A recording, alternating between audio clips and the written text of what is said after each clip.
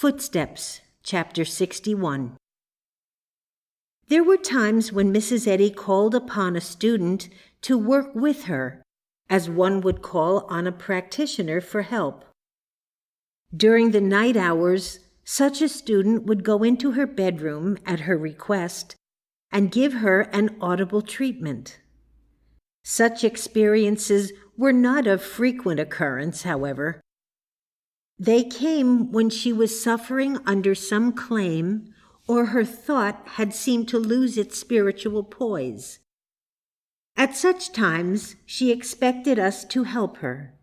Yet, after she had regained her balance of thought, any attempt on our part to help her would have been animal magnetism.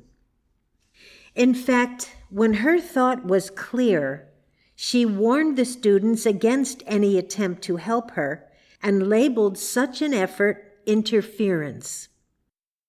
The Master was faced with a similar situation when he said to Mary Magdalene in John 20, verse 17, "Touch me not." For us to help one whose spiritual thought is below ours in demonstration is scientific good. Yet the same loving effort becomes interference when applied to one whose thought at that time is higher than ours. The same considerate endeavor which lifts the thought of the one who is mentally depressed may have the effect of animal magnetism upon the same person when his thought is mentally exalted.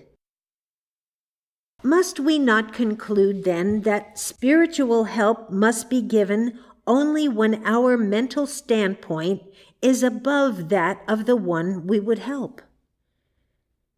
At times, Jesus relied upon his disciples to support him when his thought was depressed.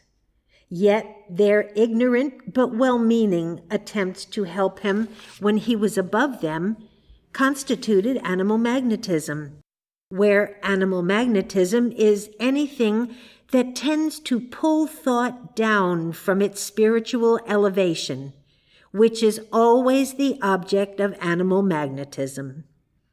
It may be that Mrs. Eddy did not really need such help when she called for it, but that she did so as part of her effort to train the students in her home to become able mental workers.